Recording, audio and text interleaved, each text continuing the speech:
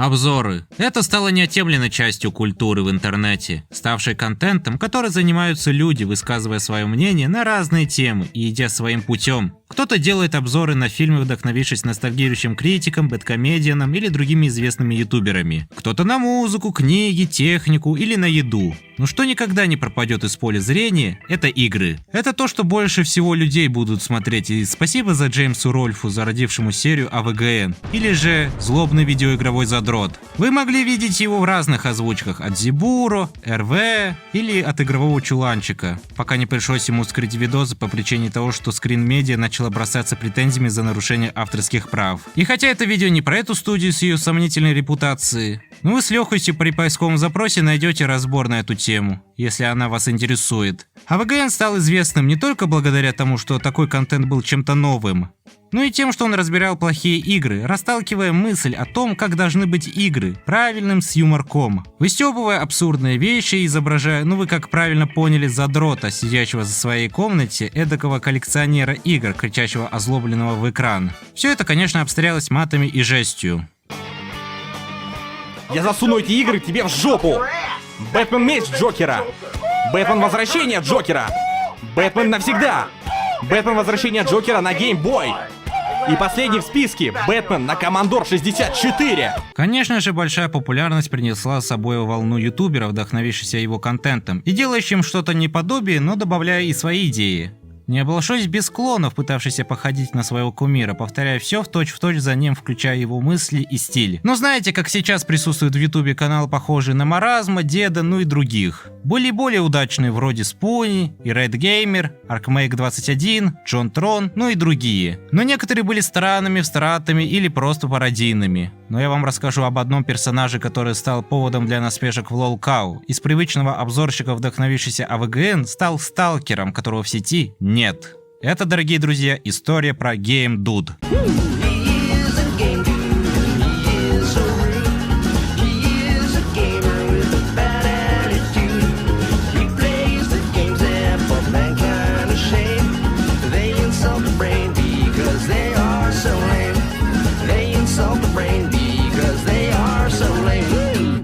Давайте разбираться. В 2004 году, когда еще интернет не был так развит, а до появления ютуба еще год стоило ждать, Джеймс Рольф выпускает самый первый видос в своей карьере, делая обзор по доктору Джекилу и мистер Хайду на NES. Его целью стало говорить о старых играх, указывая на недочеты, которые могли вызвать раздражение и уменьшать веселье. Но главное делать это все с юмором. Выпуски выходили один за другим, и его популярность начала расти. А как известно, там, где шумиха, появляются подражатели. Были такие, кто им вдохновлялся, не забывая добавлять своего. Например, Red Gamer, один из известных клонов по нему. Он создал свои спецэффекты, фишки и шутки. Может, не на высоте, но вполне недурно смотрелось. What? Can you tell me where I can find a Halloween party around these here parts? Get the fuck off my property! What a dick! Хотя все еще бросалось в глаза, что он клон злобного задрота. Но это не единственный из тех персонажей, кто им вдохновлялся. Был еще Джон Трон, который вы можете знать по его известным моментам, которые стали мемами. What the fuck? Или озвучка от Зибуро, Чачабак или от тех же РФ. Сейчас же Джон Трон выпускает другой формат видео, не так как раньше. Кому-то повезло больше, кому-то меньше, но не ему. I'd have more fun letting a gorilla hammer coconuts up my nostrils.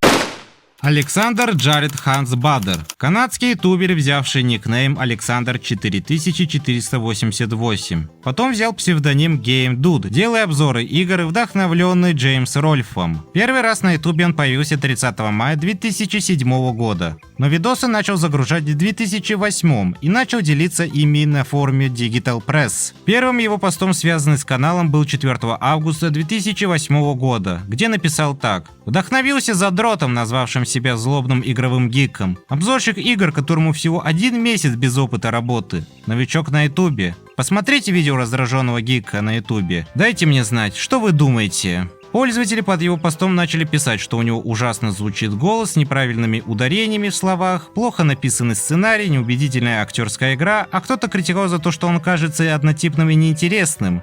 что он просто делает злые обзоры, не придав оригинальности своим работам, и тупо повторяя все за ВГНом. Критика в его сторону была большой, и чтобы никто не указывал на то, что он скопировал видос от злобного видеоигрового задрота, ему приходилось в начале или в конце видео указывать его в качестве источника вдохновения. Потом, спустя месяц, ему пришлось написать пост с тем, что он переименовался из злобного игрового гика на GameDude, и дальше написано так.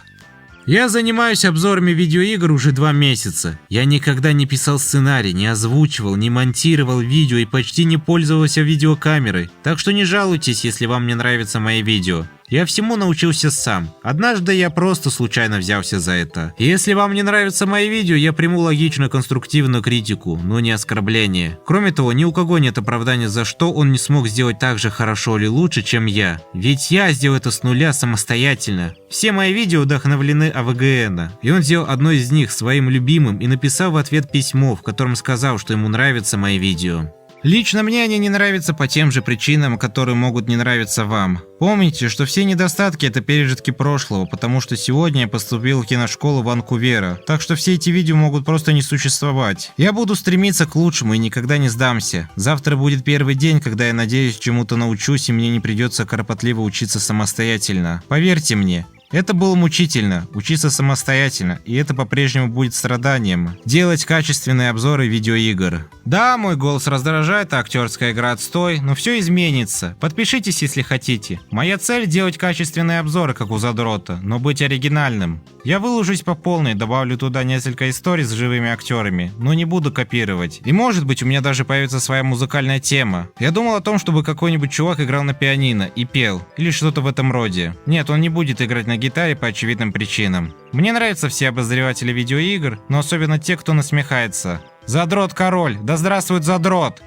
Но знаете, критика в его сторону походила на ту, что была на работе Криса Бароса с его сериями обзоров из Red Gamer. Он тоже подвергался жестокой критике и обвинялся в копировании схожести с Ральфом Джеймсом. Let's give an example of someone, and for those of you who aren't versed on exactly why people are mad with the irate gamer, it's basically he is a person that came onto YouTube within the past year and started doing a similar type of very similar type of review that the angry video game nerd had been doing for almost a year plus ahead of that.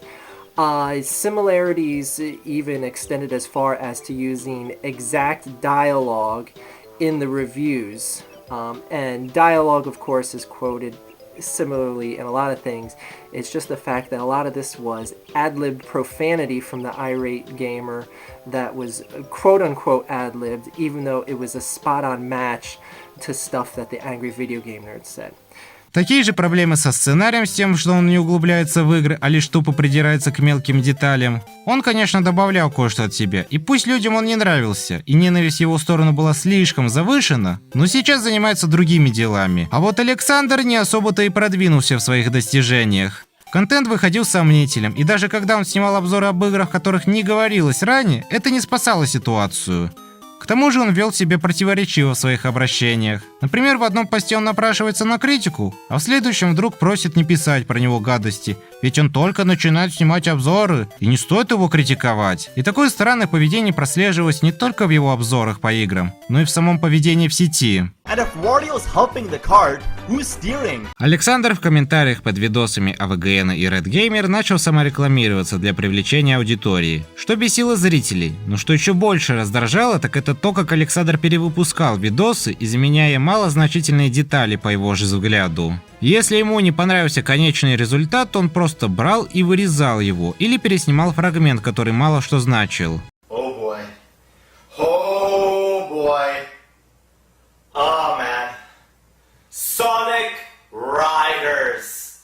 Another Mario Kart clone. Like, how many of them do we need? And you want to know what they all have in common? They all suck.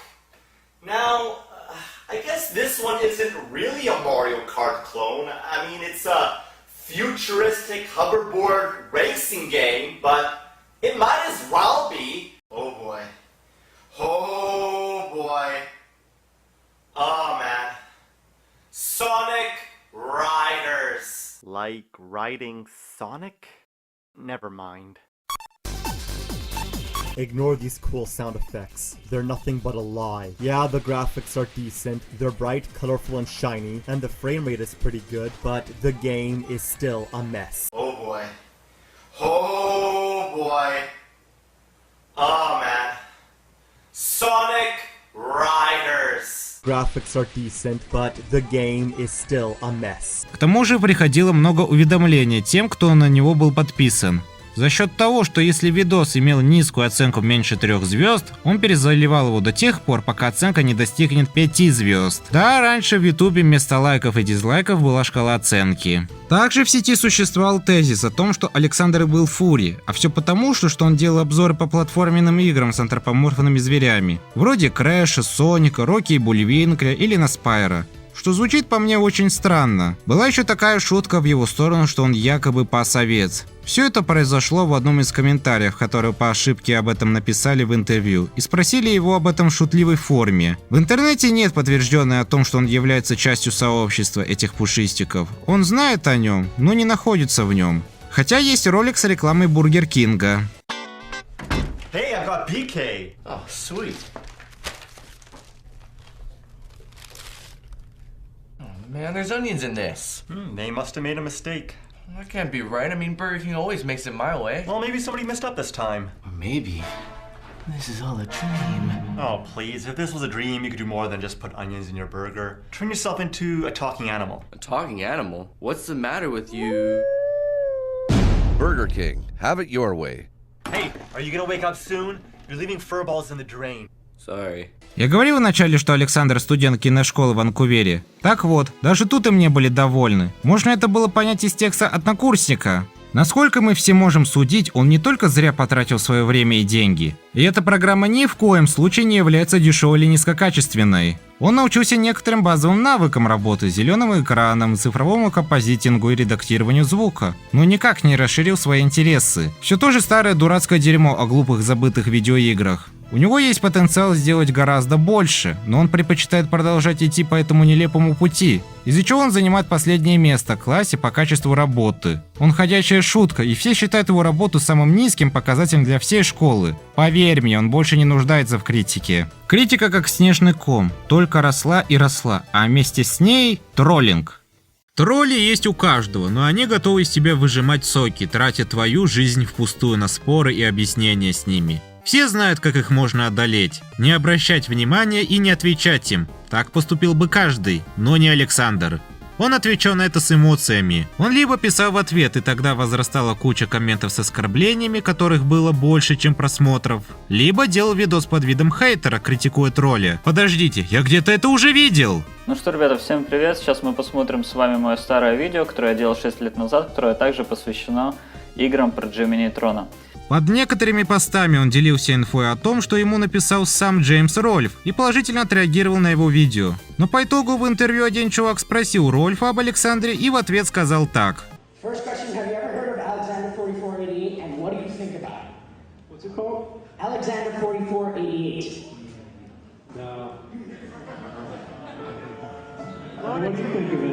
Есть страница энциклопедия Драматика, где тролли могут писать всякие гадости про какую-нибудь личность, оставляя пруфы в виде скринов и видео. GameDude обратил на это внимание, создает 5 аккаунтов, борющихся троллями, пытаясь удалить статью о себе.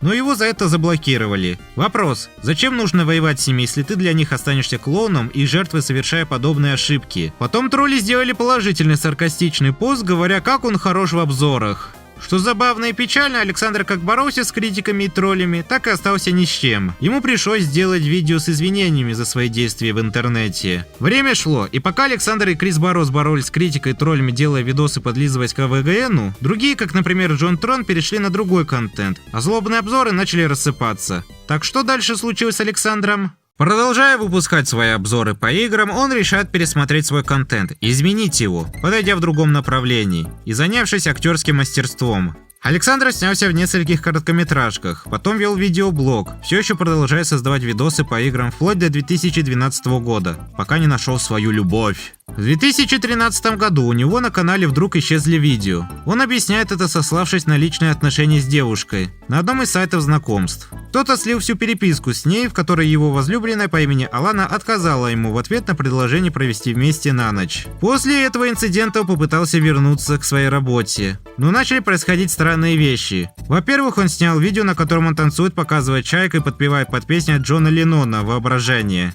Естественно, из-за нарушения авторских прав его видос просто снесли, но потом он снова его выложил, только в этот раз под песню Never Give You Up.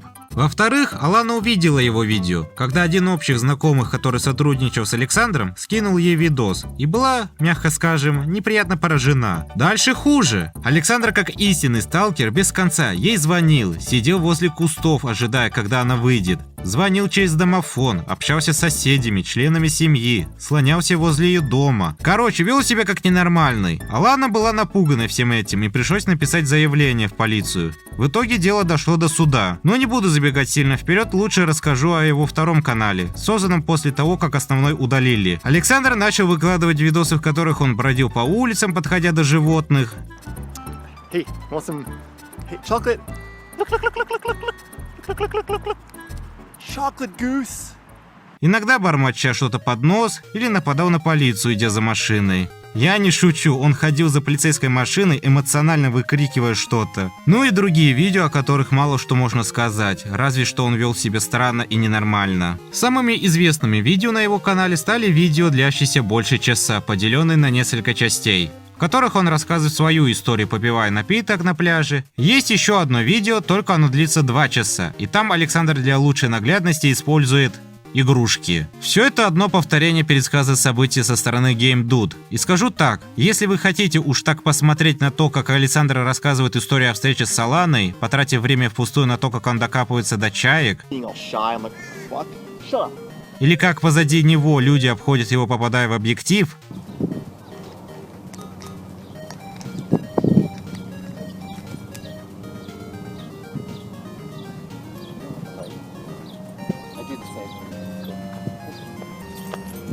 то пожалуйста. Но если вы хотите посмотреть в другом формате эту историю, то под описанием оставлю видео, которое я использовал как источник информации об этом персонаже, и можете посмотреть его в полной версии от автора OK Fun By The Way или от John the King. Вам решать. После того, как он наснимал подобных видео, его ждал суд. Тогда он решил уехать из страны и поехал на автобусе в Мексику, чтобы полиция его не нашла. Забыл рассказать, что видео, где он бродит по улицам, это было из-за того, что его сосед выгнал и напал на него сковородой из-за неуплаты за жилье. И так он стал бездомным. История со судом закончилась нервным срывом Аланы. А наш герой после возвращения из Мексики написал своим нескольким товарищам, что переезжает в Гонконг. История могла бы закончиться на этом, но в 2019 году он некоторое время появился в сети, а точнее в Твиттере, отметив пост от Леброна Джеймса, и снова пропал из соцсети. Game Dude — это грустный пример человека с низкой самооценкой, странный тип в интернете, который не смог адаптироваться к изменяющимся обстоятельствам и потонул в бесполезной борьбе.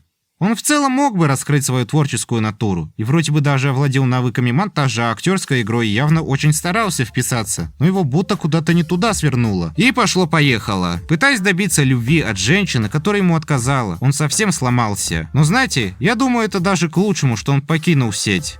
Он, возможно, живет своей лучшей жизнью, в тишине и покое. По крайней мере, я на это надеюсь. А на этом все. Не забудьте подписаться, поставить лайк. И если вам такой контент заходит, я могу снять историю о других персонажах из интернета и рассказать вам. Не забудьте мой Donation Alerts, ТКК и Discord. Всем до скорого и пока. Берегите нервы.